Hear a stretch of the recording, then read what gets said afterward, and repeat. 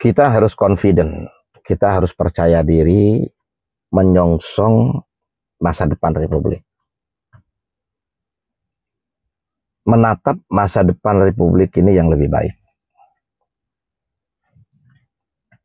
Indonesia gelap, kabur aja dulu. Jadi slogan-slogan yang selama ini mengganggu kita, dan ini khususnya mengganggu pemerintah ya. Ya, kalau kita ini sebenarnya nggak begitu terganggu dengan slogan-slogan itu dari kelompok-kelompok tertentu ya, karena kita ini adalah pelaku di lapangan, kita ini adalah penikmat di lapangan, kita ini adalah perasa di lapangan, kita ini adalah penyerap di lapangan. Segala bentuk kebijakan yang berpihak akan diserap oleh kita, segala bentuk kebijakan yang tidak berpihak akan berimbas kepada kehidupan kita, dan segala bentuk potensi yang tercipta untuk ke depan dan saat ini itu akan dinikmati oleh kita. Inilah kita. Tapi kita juga harus jujur. Kita juga harus paham dan belajar. Kenapa? Proses edukasi personal harus kita lakukan terkait dengan pemahaman untuk kebangsaan kita, terkait dengan pemahaman untuk kondisi bangsa kita. Ini sangat penting. Kenapa? Karena kita hidup dalam satu lingkungan politik, kita hidup dalam satu lingkungan sosial, dan kita punya keluarga yang harus kita jaga, yang harus kita persiapkan potensi hidupnya ke depan. Maka kita harus paham. Ini yang terkadang kita abaikan, kita acuh dengan segala kondisi politik, kita nggak peduli dengan segala kondisi sosial masyarakat, yang ujung-ujungnya kita pun akhirnya menikmati satu kondisi yang tidak berpihak. Kenapa? Karena kita lupa update, karena kita gagal update, sehingga kita telat, kita terlambat untuk merubah satu strategi bagaimana kita menciptakan jalur, menciptakan trayek baru untuk kita meraih satu potensi kehidupan yang lebih baik. Karena dari masa ke masa ini, realita politik, realita ekonomi ini berbeda, situasinya berbeda, potensinya berbeda. Di masa serba digitalisasi, potensi bisnis yang berbasis sistem, potensi bisnis yang berbasis startup ini memberikan peluang orang, memberikan peluang kepada siapapun untuk bisa berhasil dan potensi berhasil dengan cepat, sekalipun dengan modal yang tidak besar. Tetapi di momentum bisnis sebelumnya, di mana potensi segala bentuk bisnis ini ditentukan oleh besaran kapital. Nah, ini kan setiap masa ini kan bergeser. Tidak kita temukan di masa Orde Baru, di masa Orde Lama, bahwa potensi bisnis itu akan jauh lebih cepat menghasilkan capital income yang besar hanya dengan membuat sebuah situs seperti Bukalapak, seperti Tokopedia, seperti Gojek, kan begitu. Tetapi itu terjadi di masa kita saat ini. Sehingga edukasi, upgrade personal ini wajib kita lakukan. Republik ini saat ini warisan dari pemerintahan sebelumnya. Yang jelas warisan ini tetap erat kaitannya dengan kehidupan semua masyarakat dan kehidupan kita. Yaitu kita punya hutang sekitar 8.600 triliun. Ini hutang pemerintah. Uangnya kemana? Ya jadi jalan. Ya jadi sekolahan. Ya jadi bendungan. Ya jadi bandara.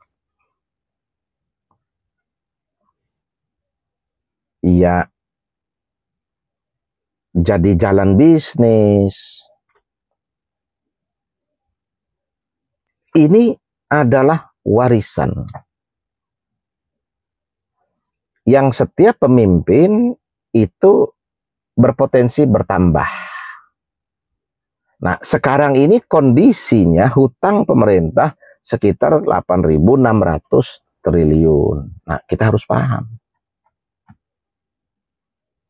Supaya kita bisa melakukan kontrol, bisa melakukan pengawasan, bisa memberikan masukan dalam kapasitas kita kepada pemerintah.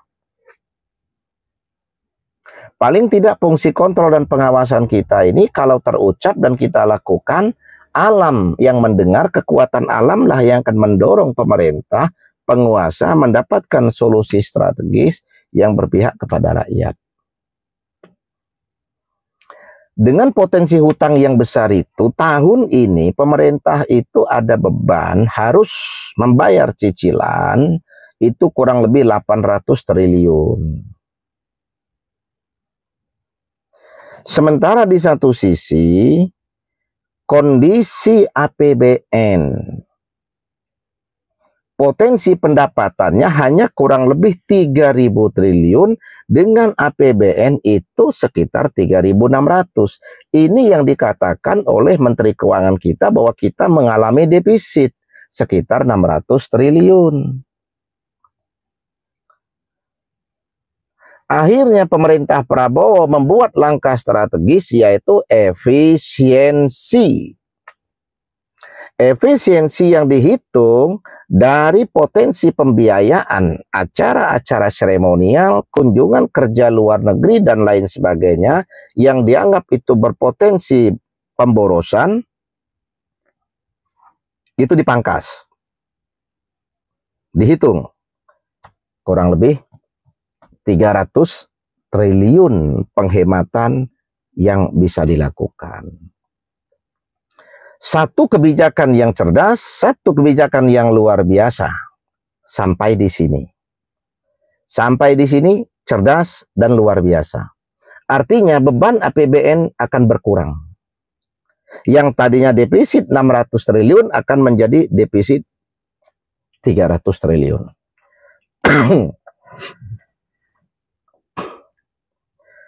Tapi kita kaji selanjutnya. Pemerintah selanjutnya adalah membuat kebijakan yaitu dengan program kampanyenya yaitu makan bergizi gratis dan membuat sebuah semacam holding baru yaitu Danantara. Semua perusahaan-perusahaan sekarang yang terafiliasi ke Danantara, BRI, Mandiri, BNI, Pertamina, dan lain sebagainya. Semua unit usaha potensial yang ada di bawah naungan badan usaha milik negara sekarang terafiliasi ke Danantara. Atau menjadi aset, menjadi bagian dari Danantara. Sebelumnya, BUMN ini menyumbangkan 300 triliun untuk pendapatan APBN. Nah, sekarang 300 triliun itulah itu yang dianggap efisiensi. Dialihkan. 200 triliun menjadi modal di Danantara, 100 triliun itu dipersiapkan untuk memulainya program makan bergizi gratis.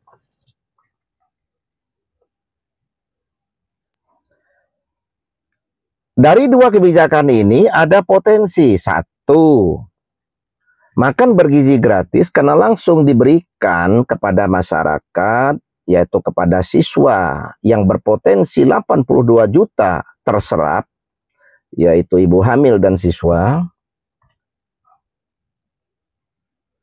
Ini berpotensi menyedot anggaran sekitar 300 triliun per tahun. Yang menjadi perdebatan adalah karena itu diberikan secara langsung, akhirnya harus membentuk beribu-ribu dapur umum. Lah ini dianggap ini tidak efisien. Akan tetapi setelah kita gali, setelah kita kaji, ternyata untuk membuat dapur gizi itu pemerintah juga melibatkan kemitraan dari UMKM. Mereka bisa modal sendiri membuat dapur dengan standar yang sudah ditentukan Badan Gizi. Mereka siapkan semua infrastruktur, hanya mereka nanti bisa punya hak kelola menyiapkan untuk 3.000 siswa. Artinya ada penghematan dari pemerintah di mana melibatkan kelompok ketiga atau pihak ketiga seperti pengusaha atau UMKM yang menyiapkan dapur. Ini solusi yang cerdas. Ini menjawab kekhawatiran banyak orang takut terjadi pemborosan, yang seharusnya dana itu teralokasikan untuk kebutuhan makan langsung kalau itu menggunakan pola voucher, kalau itu menggunakan pola diserahkan langsung ke orang tua wali melalui sekolah misalnya. Paling tidak dengan konsep pemerintah menggunakan atau melibatkan pihak ketiga UMKM ini menjadi salah satu solusi untuk menekan terjadinya pemborosan. Ini terjawab. Akan tetapi untuk program kedua pemerintah terkait dengan Danantara, ada 200 triliun sekarang ini yang seharusnya disetorkan KPBN menjadi modal di Danantara. Sementara di satu sisi Danantara ini belum berjalan. Jadi 200 triliun ini uangnya, duitnya ini belum difungsikan. Harapan pemerintah Danantara ini nanti akan mampu menciptakan produktivitas, menghasilkan banyak income dari keuntungan aset-aset yang ada di dalam Danantara. Tetapi banyak kritikan, banyak pertanyaan, karena yang menduduki posisi strategis di Danantara dan yang menjadi pimpinan di Danantara itu masih orang-orang yang berpotensi terjadi konflik interest. Rosan Roslani dia Menteri Investasi dan dia mantan Ketua TKN, dia juga mantan Ketua Kadin. Dia pengusaha, dia punya unit bisnis. Erick Thohir apalagi, Pandu apalagi.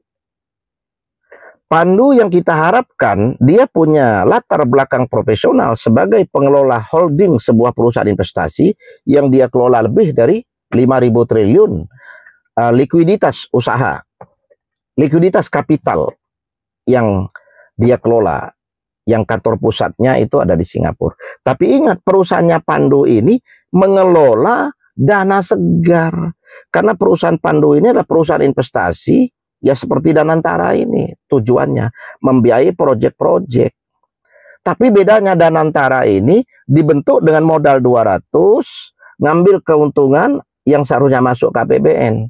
Yang dibangga-banggakan sekarang ini adalah nilai asetnya. Sementara nilai aset ini, yang katanya sekitar 14.500 triliun dari seluruh nilai aset ini kan belum tentu mampu menghasilkan kapital cash. Misalnya ingin dijual sahamnya atau mendatangkan investor, kan belum tentu. Karena apa? Karena perusahaan-perusahaan atau lembaga-lembaga yang masuk di dalam Danantara ini adalah relatif menghasilkan profit yang tidak produktif. Contoh kita BRI. BRI dengan perputaran modal sekitar 1.300 triliun menyumbangkan ke APBN hanya sekitar 26-33 triliun per tahun. Hanya kurang lebih 2% dari perputaran modal. Sementara potensi kucuran kredit yang diterima oleh masyarakat, kalau itu suku bunganya rata-rata misalnya dalam 1 tahun itu 7%. Dari 1.300 triliun itu potensi keuntungan dari suku bunga sudah lebih dari 105 triliun. Biaya transaksi ATM, baik itu antar bank, biaya transfer, biaya administrasi ATM bulanan, ini berapa? Ini juga puluhan triliun. Banyak potensi keuntungan yang bisa didapatkan dari BRI. Belum lagi sisa saldo yang mengendap minimal 50.000 itu akan hangus, tersedot menjadi biaya administrasi, close rekening. Tapi hanya bisa menyumbang 26-33 triliun per tahun. Idealnya, karena ini bank plat merah, toh ada di 7.500 kantor. Sudah ada lebih dari 71 juta nasabah. Dengan nasabah terbesar di Indonesia. Dengan kantor cabang terbanyak di Indonesia. Karyawannya sekitar 77.000 karyawan. Kalau kita hitung potensi 77.000 karyawan, kalau rata-rata gaji 20 juta, itu baru 1,4 triliun per bulan. Maka 1 tahunnya kan baru hanya sekitar 16-17 triliun. Operasional untuk 7.500 kantor cabang. Misalnya rata-rata 300 juta.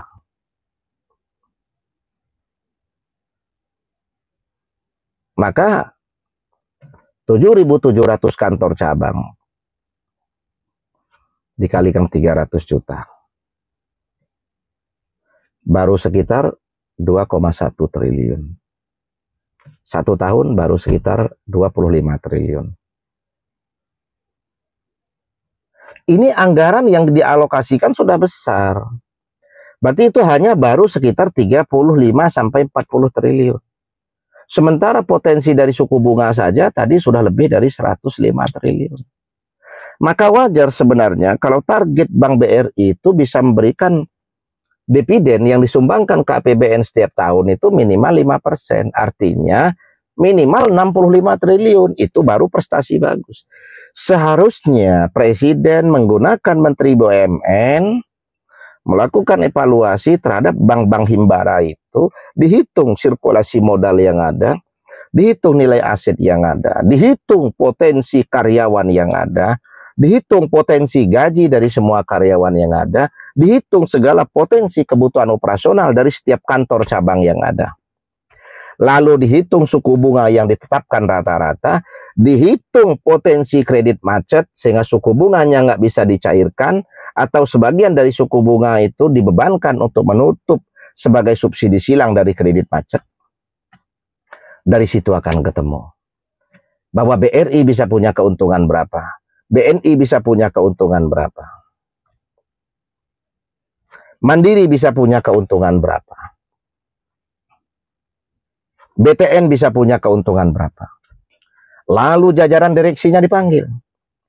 Dengan nilai perputaran modal sekian, dengan nilai aset yang ada sekian, dengan kondisi kredit macet yang sekian, dengan jumlah karyawan yang sekian atau manpowernya, dengan jumlah kantor yang sekian, ini sumber daya aset. Manajemen jajaran direksi mampu tidak meningkatkan hasil